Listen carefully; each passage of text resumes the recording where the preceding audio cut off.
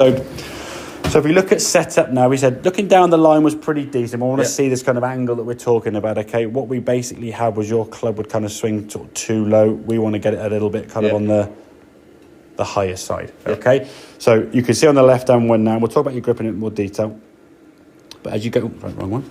As you went back on this one here now, the club you can see swinging quite low here now, not really getting that high in the back, so nowhere near that right shoulder, I've always been like that. Yeah, exactly. And what will happen, and this is kind of the sort of the storyline you go along, okay, with that position and that grip is going to create that kind of shot.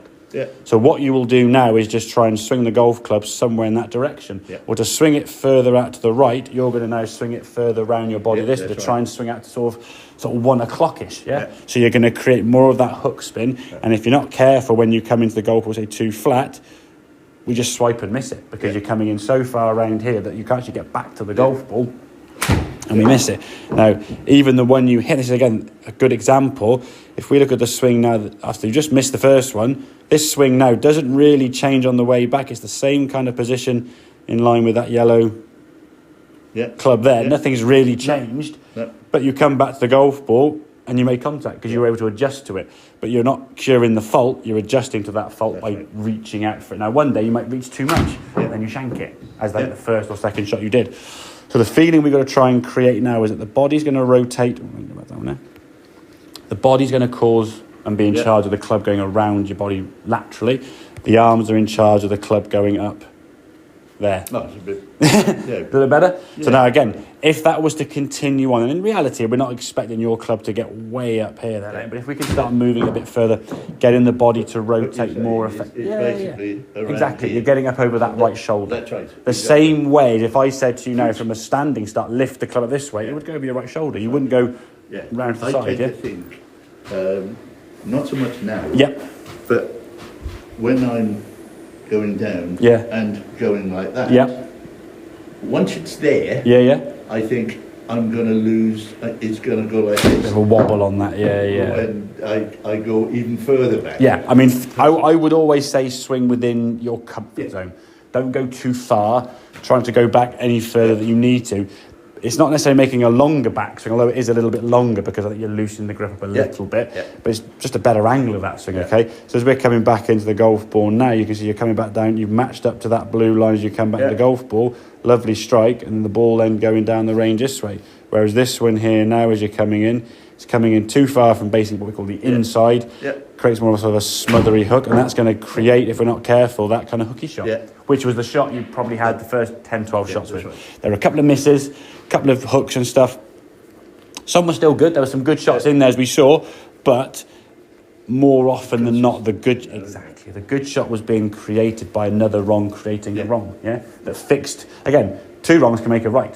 1 wrong doesn't make a right, okay? The problem is if we have a wrong, i.e. your grip, that's causing the ball to go left, and we change it with a path, you might find a few straight shots, but it'll be 3 or 4 in 10 will be good, near the 5 or 6 out of 10 will be... I think my with the grip, as I had it, my left, this arm, just seemed to be a bit stronger. I'm right-handed.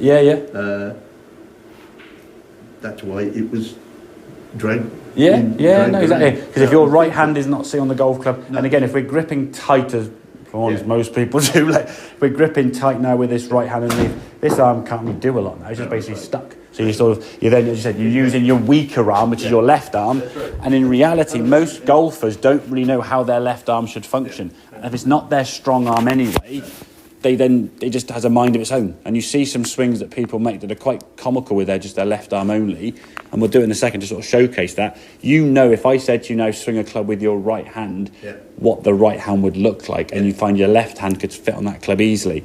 If we flip that the other way around, you'll see the results and you'll be like, oh, no wonder my right arm can't stay on there. And that's the problem. So your left arm becomes a dominant factor. If it doesn't know what to do, it is all over the place. And we try and do some wild and wonderful swings. So neutral grip, get it in the fingers. So your right thumb pad there is basically covering your left thumb pad, Okay? Exactly. So the club's more than that finger position there. It just, and again, grip pressure. It will enable you now to focus in the backswing, okay, for the arms to just go up. I'm thinking about which is fine. And what I would suggest, and this is one thing we always try and encourage people to do, okay, when you practice whatever swing or adjustment setups you're making, think about them as much as you like away from the ball. Right. Walk to the ball, hit it. Yeah. If you're over the ball, they're going, I've got to do this, and paralysis by analysis, okay? I always use the example, if you're driving a car, pre-sat navs used to go get the old route planners off AA websites or whatever, and you'd plan your route the day before, okay? You wouldn't just get in the car and go, right, ignition on, and as you start going down the M4, right, where's my phone? And you say, hey, what's this? You end up missing every junction, you probably crash, okay? So you plan and do all your prep work before that ignition even gets in the car to turn the engine on, okay? Once you've got that in your head, you know you've planned and prepared the route, okay? You start driving knowing there's a contingency plan, okay? So if I get to wherever and there's a roadblock, I've got to go somewhere else, I've got a route B, a route C, or whatever it may be. Not going, oh, hang on, panic, or giving the wife, oh, here's the map, try and find somewhere there. It's a nightmare, isn't it, okay?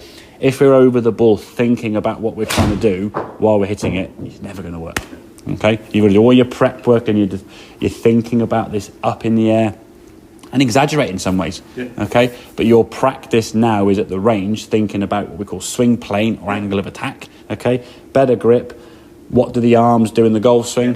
What does the body do in the golf swing? Blend them together, hit golf balls, yeah? But when you're hitting the golf ball, it's literally just, like you say, just kicking a ball or throwing a ball. You're just doing it. You're not there trying to think about every single movement and when I got to do this, because you just get bogged down. Natural. Exactly, yeah. Okay, yeah? Cool, right.